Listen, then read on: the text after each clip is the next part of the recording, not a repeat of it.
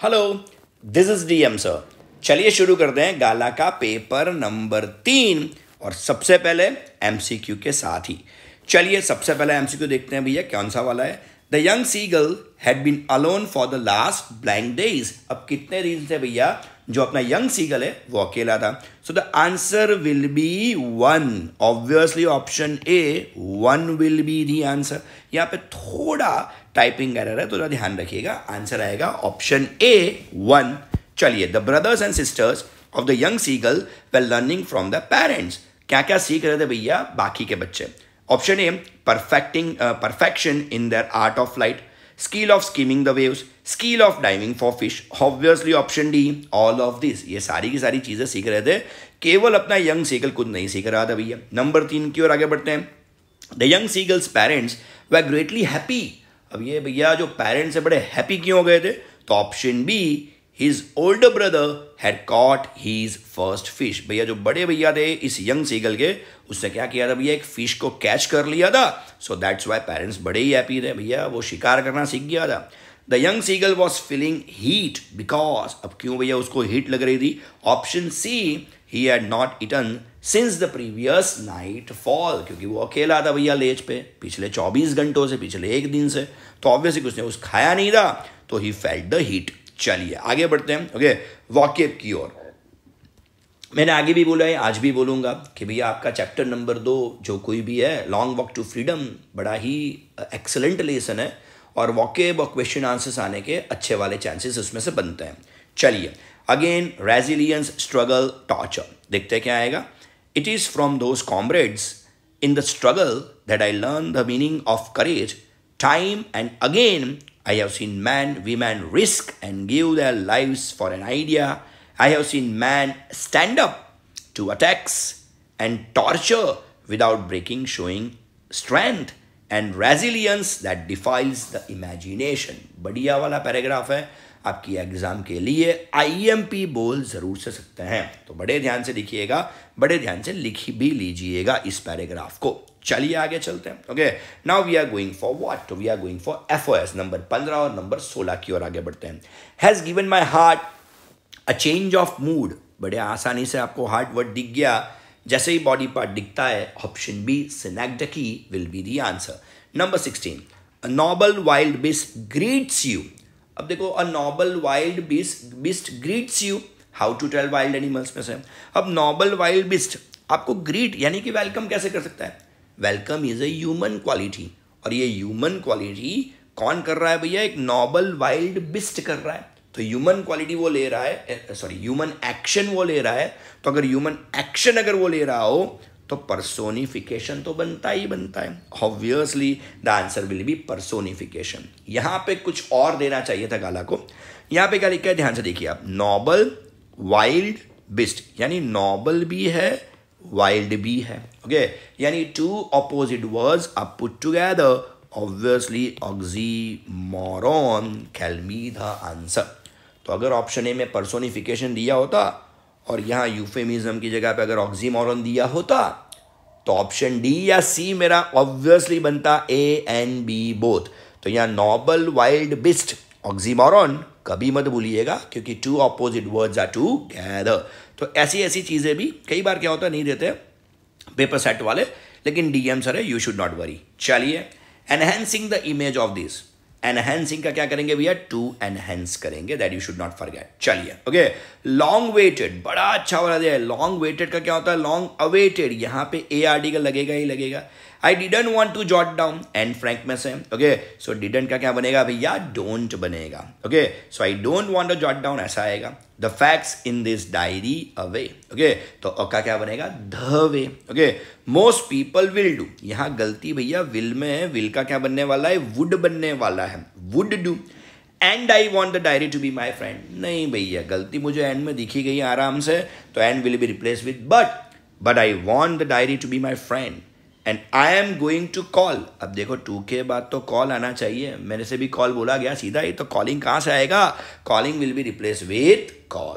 तो कई बार क्या होता है भैया, एरर्स पे बड़ा ध्यान रखना पड़ता है, इतने सारे चैप्टर्स है कोई भी टेक्स्ट बुक का पैरा लेके वो आपका एरर बना सकते हैं, तो be careful about errors even. चलिए पंक्चुएट द पैरा की और आगे बढ़ते हैं। हे अटीगार्ड एंड राजवीर क्राइड एक्साइटेडली। अब दो चीज़ें हैं, क्राइड एक्साइटेडली माने वो बोल रहा है, यानी इन्वर्टेड कॉमा तो होगा ही होगा। हे अटीगार्डन, यहाँ ध्यान से देखो तो थोड़ा एक्साइटमेंट है, एक्साइटमेंट माने इमोशन, इमोशन माने एक्सक्लेमेशन मार्क भी होगा ही होगा। ओके, तो सबसे पहले इन्वर्टेड कॉमा से शुरुआत, कॉमा तो दिया ही था, दिक्कत नहीं है। अटी गार्डन एक्सक्लेमेशन मार्क, और यहाँ पे भैया अपना इन्वर्टेड कॉमा खत्म। Rajveer cried excitedly. कई बार क्या होता है यहाँ राजवीर का आर कैपिटल नहीं देते, स्मॉल देते हैं, तो small will be replace with capital.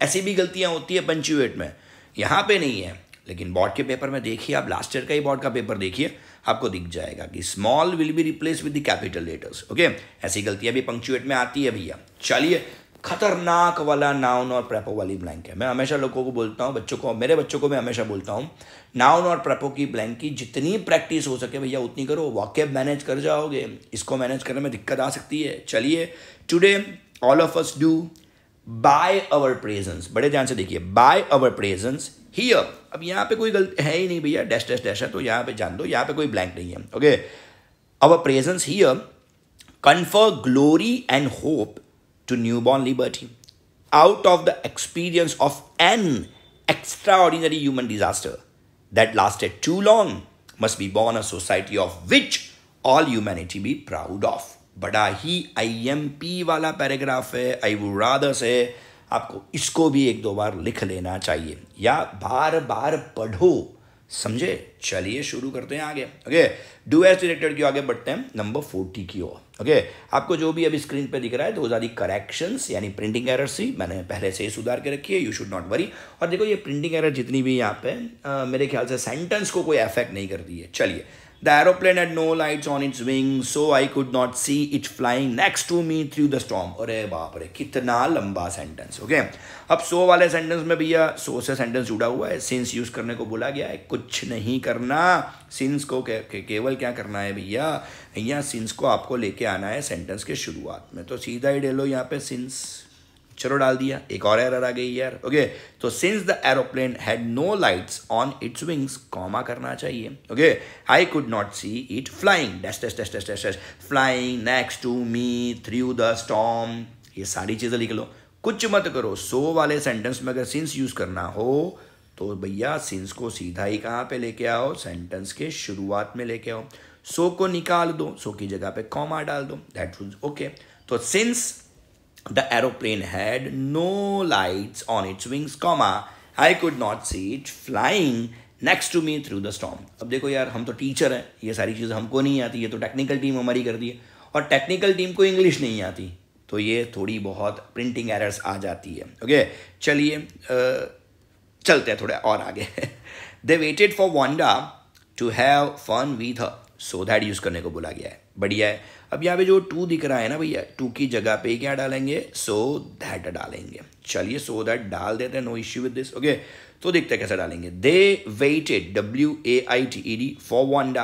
Okay, they waited for Wanda. Okay, auto correction की ये दिक्कत है। वांडा टू की जगह पे डाल दो सो दैट, सो दैट आ गया। सो दैट के बाद हमेशा ही क्या आना चाहिए, सब्जेक्ट आना चाहिए, तो दे तो ले लो यहाँ पे दे। अच्छा, वेटेड लिखा हुआ है, यहाँ पे क्या लिखा हुआ है भैया, वेटेड। वेटेड माने क्या हुआ, पास्ट टेंस। पास्ट टेंस हुआ तो क्या लेना पड़ेगा, कुड। कैन या कुड में से कोई एक लेना पड़ता है, यहाँ पे हम लेंगे कुड। तो so that they could have fun with her. तो बड़े ध्यान से देखो, they waited for Wanda so that they could have fun with her. बढ़िया वाला सेंटेंस था। चलिए number 42, I was happy to be alone high up above the sleeping countryside turn into exclamatory। चलिए सीधा क्या बनेगा, how happy I was to be alone high up above the sleeping countryside exclamation mark। काफ़ी easy था वैसे, इस तरह से याद रख सकते हो कि सेंटेंस में कहीं पे भी ए या एन आर्टिकल नहीं है तो व्हाट, और अगर ए या एन आर्टिकल नहीं है, चलो ए या एन आर्टिकल नहीं है तो हाउ, ए या एन आर्टिकल है तो व्हाट से आपको बनाना चाहिए। चलिए आगे चलते हैं। When it was my turn I place to obey the constitution turn into simple. अब सेंटेंस क्या बनता है, ऑन माई टर्न। यहाँ पे सेंटेंस ध्यान से देखो, when it was my turn, जब मेरी बारी आई, मेरा टर्न आया, I pledge to obey the constitution, मुझे कॉन्स्टिट्यूशन को ऑबे करना है, ऐसी मुझे प्रतिज्ञा प्लेज लेनी है। तो ऑन माई टर्न सीधा ही बना दो, when I it was my turn का क्या बनाएंगे भैया, on my turn, TURN turn, I pledge to obey the constitution. Number 44, the young seagull was alone on his ledge, negative. अब देखो यहाँ पे क्या लिखा है, the young seagull was alone on his ledge, जो यंग सीगल था वो अकेला ही अपने लेज पे है, यानी किसी ने उसको कंपनी नहीं दी। बड़े ध्यान से देखो, nobody accompanied the young seagull on his edge. यहाँ पे एक चीज याद रखना, the word is accompanied. Accompanied क्यों, पास्ट टेंस है, तो एक्कम्पनी नहीं आएगा, एक्कम्पनीड ही करना पड़ेगा। So nobody accompanied the young seagull on his ledge. तो इस तरह से आपको कुछ सेंटेंस बनाना चाहिए। हाँ, थोड़ी बहुत दिक्कत इस वीडियो में आई भैया, करेक्शंस है इस वीडियो में, लेकिन भैया हमारी टेक्निकल टीम की ओर से I am saying you sorry. चलिए चलते हैं भैया। तो दैट वाज ऑल अबाउट अपना paper number 3। Thank you, bye.